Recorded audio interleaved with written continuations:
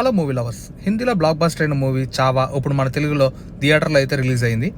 Movie చూసాక నా feeling అయితే బాగుంది భయ్య, వన్ టైం వాచబుల్ అని చెప్పొచ్చు.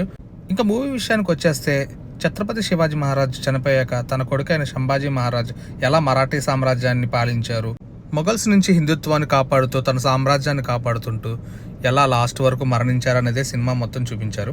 ఇంకా సినిమా విషయానికి వస్తే ఫస్ట్ హాఫ్ అంతా ఓకే బాగుంది అని చెప్పచ్చు.